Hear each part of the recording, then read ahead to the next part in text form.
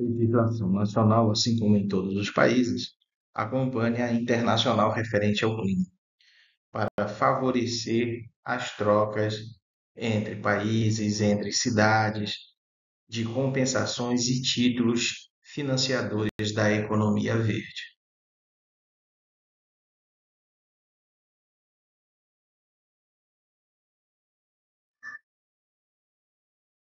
Nosso principal mar no Brasil, nos tempos atuais, é a Lei do Carbono, a 15.042. Então, ela estabelece o Sistema Brasileiro de Comércio de Emissões, que vai atuar diretamente sobre o mercado de trocas, que é o chamado Cap and Trade, permitindo também a integração com sistemas internacionais de trocas de títulos e ativos verdes. Nossa matriz energética, no que se refere a combustíveis, também é verde. Então, nós somos um país estruturado em áreas verdes e produção verde natural. Nós temos o CBIO, um marco importante como estrutura de comercialização de crédito, foi uma base de avaliação para as estruturas de troca de créditos em todos os setores que existem hoje, trocas e comercialização.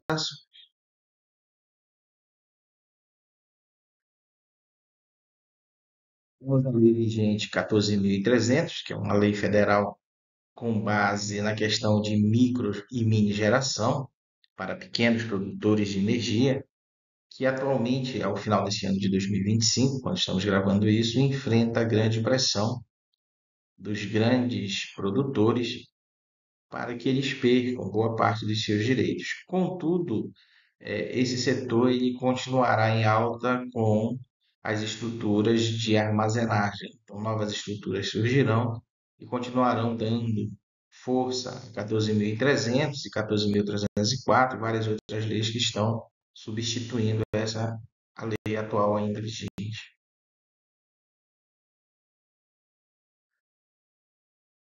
As debêntures incentivadas, são aquelas debêntures de infraestrutura, continuam com grande valor. Tem como base a 12.431 de 2011, que permite isenção em imposto de renda, em algumas faixas de investimento, para favorecer investimento em infraestrutura. São títulos também de grande valor agregado.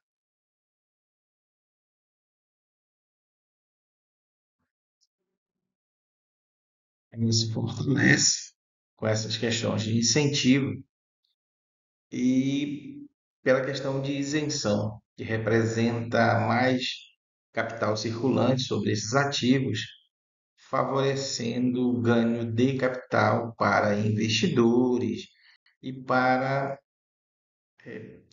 áreas da infraestrutura onde o governo é mais fraco, ou seja, o governo atua menos.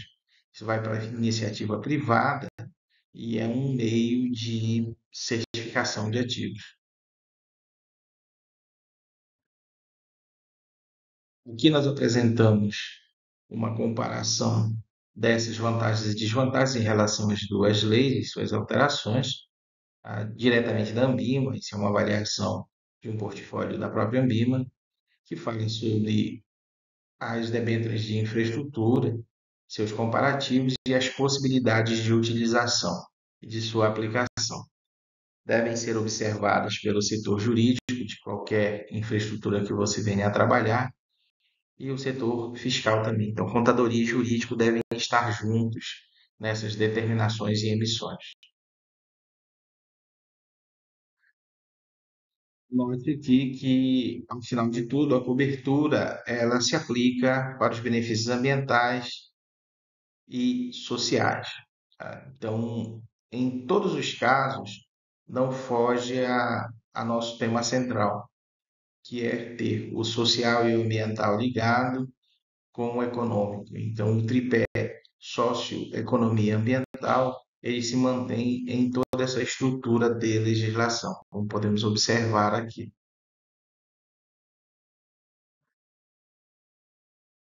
Aqui na tabela, nós temos uma descrição das isenções, das vantagens para a tomada de capital via debêntures para infraestrutura, levando em conta que essas informações têm que estar na mesa para a tomada de decisão, com a corretora de valores que vai emitir os títulos, com a contadoria, com o administrativo e com o jurídico, para que você possa estar apoiado e muito bem informado sobre que tipo de instrumento vai emitir ao mercado.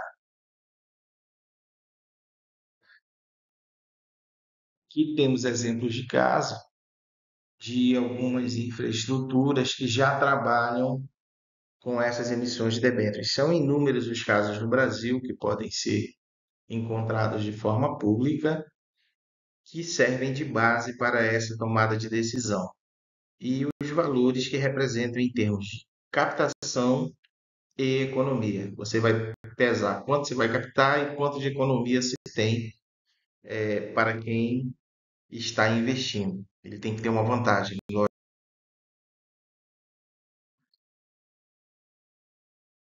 No setor verde, esse tipo de investimento de debêntures, ele é com um pagamento muito mais rápido, ele mantém uma garantia muito mais forte, a garantia real. Esses laços, quando você faz a captação, eles têm que estar muito bem definidos juridicamente, contratualmente, para que o teu investidor se sinta seguro em disponibilizar o recurso. Aqui, uma vez, um detalhamento no que se refere a renováveis, e o foco nunca pode ser diferente. Socioeconomia ambiental. Então, meio ambiente, social e economia, você vai estar interligado. E os percentuais de isenção que são apresentados.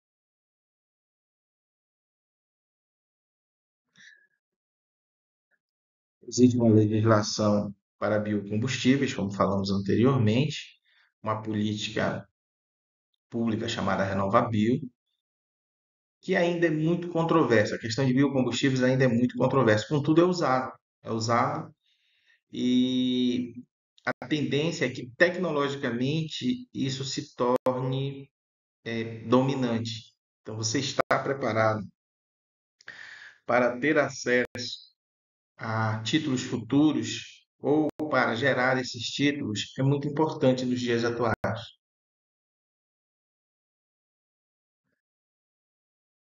Aqui você tem um pequeno histórico dessa evolução, ela está aí até 2020, mas nós temos uma estrutura já sólida, e isso demonstra que em todos esses casos, você pensar no investidor, que é quem vai ceder o capital, e você está dentro do que a legislação manda nas suas atividades, se é possível em qualquer uma das atividades, é essencial para que você tenha menos juros, você tenha uma liberdade maior na aplicação do direito. Esse setor abrangido pela Lei Federal 9.985, que é das unidades de conservação, é um setor ainda pouco explorado.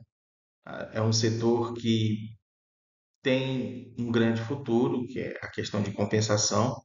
Existem aí grandes áreas que estão sob taxas e sob prazo e que, quando apoiados por um bom título com base nessas unidades de conservação, conseguem excelentes preços de mercado. Eu aconselho sempre a pesquisar os valores que estão sendo praticados para você ver a importância dessa legislação.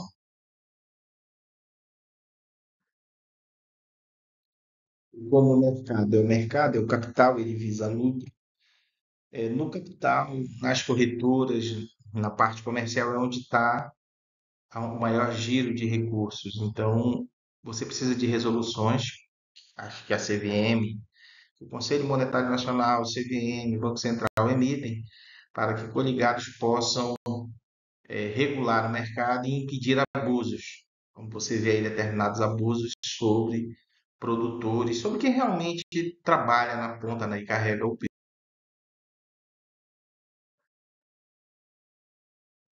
Seguindo o que nós falamos sobre taxonomia verde, você tem uma resolução da CVM específica para a contabilização desses ativos. Tá? Você tem créditos de carbono, mas não só créditos de carbono.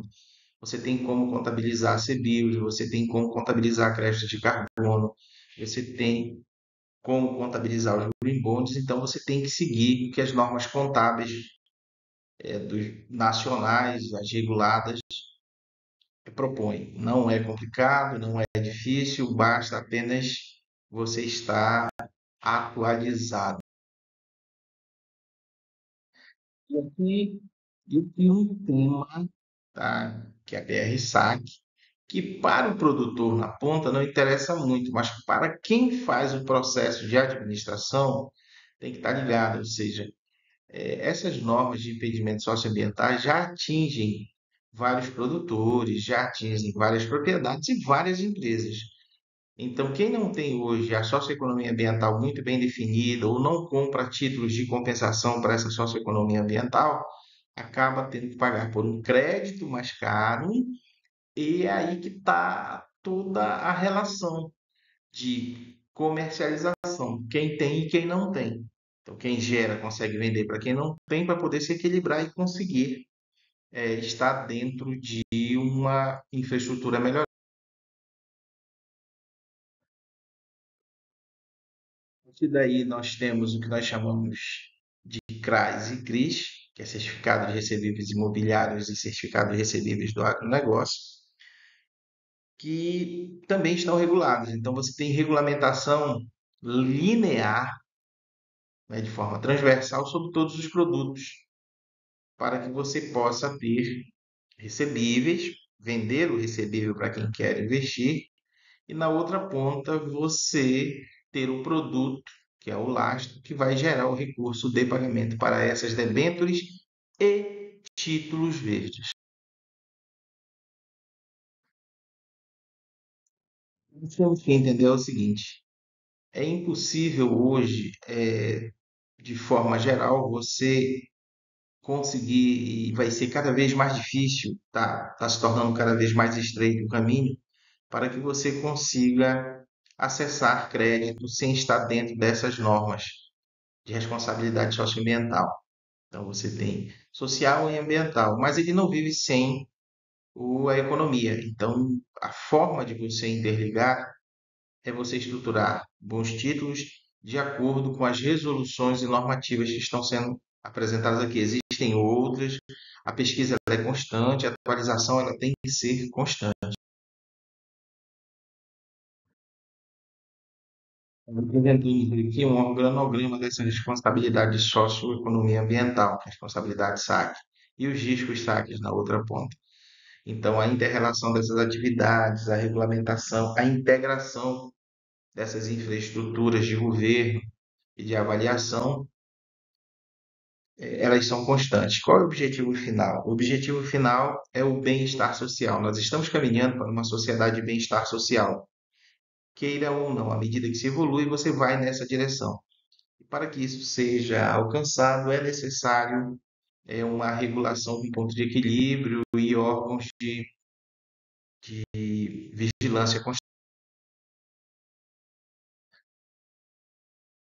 Vocês possam ter uma visão geral do que ocorre, notem que existe um bureau dentro do Banco Central, um bureau de crédito verde, que interliga com informações. Você tem o Serviço Florestal Brasileiro, você tem a Agência Nacional de Águas, você tem o Ministério do Meio Ambiente, IBAMA, ICMBio, FUNAI, Secretaria de Trabalho e INCRA, que são consultados automaticamente todas as vezes que você vai tomar algum tipo de crédito para o teu cliente.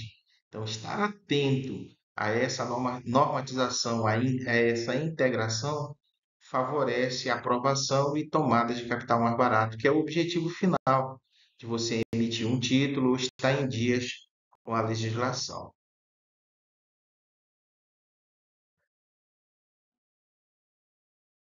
O setor elétrico é outro setor um pouco desvalorizado no varejo, então é um setor que ninguém olha ainda com grande esforço. Acredita que não tem muitas vantagens, contudo, esse setor eles têm as RECs, então ele tem créditos próprios que podem ser utilizados. Mas volto a dizer, quando você constrói toda a infraestrutura de projeto, você tem que olhar todo o arcabouço legal. E não tem como fazer isso de forma alguma sem um apoio jurídico, sem um apoio fiscal, sem um apoio de contadoria e sem um apoio administrativo. É uma equipe. Você tem que ter uma equipe ligada disso.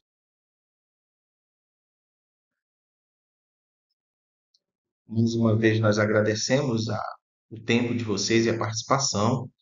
Todos aqueles que tiverem maiores interesses, é só entrar em contato. A seguir, nós temos as nossas informações de contato, dúvidas, questionamentos, otimização de conteúdo. Entre em contato com a gente. Todas as críticas construtivas são muito bem-vindas. Muito obrigado.